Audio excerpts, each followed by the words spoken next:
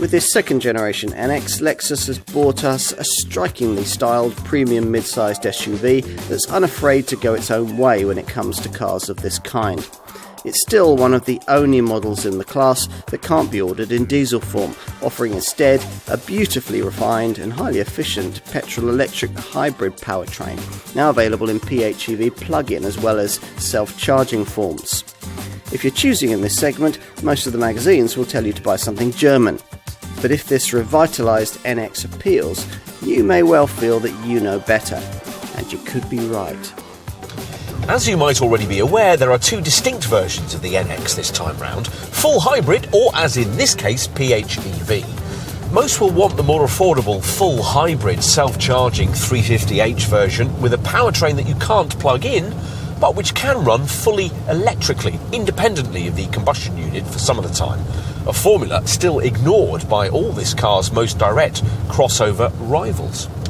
That drive format uses a re-engineered fourth generation hybrid system, retaining the previous 2.5 litre 4-cylinder format, but offering 24% more power, which means 241 bhp beneath your right foot. As before with a full hybrid NX, there's a choice between having a front-driven model or the all-wheel drive E4 version, which is slightly quicker, making 62 miles an hour from rest in 7.7 seconds. The all-wheel drive version gains its extra acceleration courtesy of the addition of a second electric motor driving the rear axle and producing a further 53 bhp.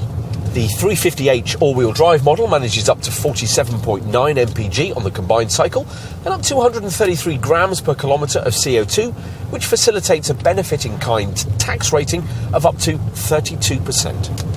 With the alternative NX 450h Plus plug-in variant we're trying here, which has to be had with the all-wheel drive system, total outputs raised to 305 bhp to compensate for the extra 180 kilo weight of the PHEV system's big 18.1 kilowatt-hour battery.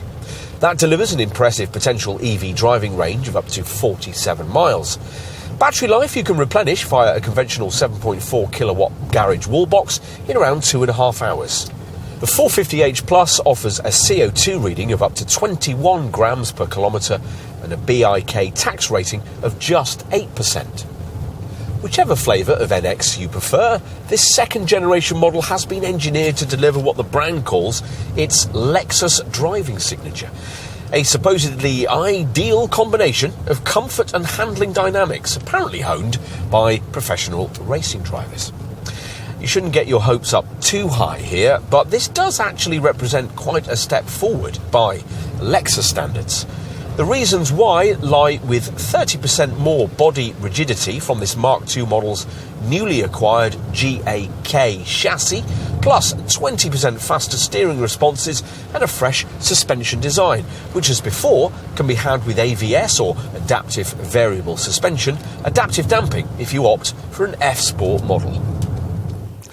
It's probably safe to say that the shape of this second generation NX will have wider appeal than its more individualistic predecessor. We just touched upon the visual perception of extra size. The increases aren't actually quite as great as they might first appear. 20mm of extra length and 5mm more height. The larger wheels, of course, contribute to that illusion. 18 to 20-inch rims now featuring. The front looks significantly more prestigious. The hallmark Lexus spindle grille, now frameless, more upright and more integral to the design. Its intricate mesh pattern made up of 3-dimensional U-shaped blocks. Where this second-generation NX looks really different this time round, though, is at the rear, distinguished by smarter L-shaped LED lamp clusters and the signature blade-style full-width lighting, as first introduced on the smaller UX, and here emphasising this Mark II model's 20mm width increase and wider tracks.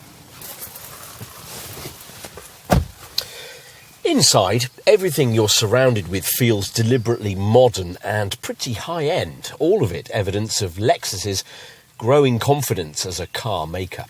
If the model you've chosen has been fitted out with this huge 14-inch Lexus Link Pro centre screen, that'll rather dominate your first impressions. It's a cloud-based setup, as in the lesser 9.8-inch Lexus Link Connect monitor you get with cheaper variants, and features proper Apple CarPlay or Android Auto smartphone mirroring and a much improved and more intuitive voice recognition system. This display flows into the 7-inch digital instrument binnacle you view through this lovely Takumi crafted 3-spoke wheel, now adorned on plusher models with touch-sensitive tracer switches which can tailor what you view on the available head-up display. Surrounding it all, there's lovely stitched leather, soft touch panels that kiss together, and supportive seats with a special deep hung construction that sits the upholstery seams deeper into the structure, helping the occupant maintain a better posture. Everything seems to fall more neatly to hand too, with exemplary ergonomics you'll appreciate without really understanding the detailed thought that's gone into creating them. There's plenty of cabin storage, and everything seems to have been faultlessly screwed together by the Japanese factory. Time to take a seat in the rear. Now, all the doors activate with the brand's latest e-latch electronic release system. With this, the handle's fixed, unlatching instead, activated by a little switch on its inner surface. Backseat passenger room hasn't been much enhanced by this second generation model's slight increase in body length, but it's still reasonably competitive against the slightly larger premium rivals that Lexus now wants this Mark II NX to compete with. Audi's Q5, for instance, which feels a fraction smaller than this at the rear. That Q5 seat-based sliding function is missing here, but you can recline the seat backs. There's not a great deal of cabin width, but what you do get is embellished by the fact that the NX does without the kind of high centre transmission tunnel that features on most of its rivals. We'll finish with a look out back. Once everything's open, a 545-litre load space is revealed, 70 litres more than the previous generation model, thanks to a cargo area 40mm longer. Impressively, this plug-in version isn't compromised at all in this regard, unlike most of its segment rivals. When you push everything forward, for some reason, the seat's folded capacity is 84 litres less than before, and it still isn't quite flat. Still, the 1,436-litre capacity will be sufficient for most owners. Lexus needs the NX, and it needs it to do well. For that to happen, this car has to offer more, not because it's a dynamic duffer. The Lexus driving signature enhancements to this second-generation model have significantly improved the NX in that regard, but because this, predictably, is a car that's more about lowering the heartbeat than raising it. It's not perfect, but it's never boring. And in a market sector that's getting just that little bit stale, it's a breath of fresh air.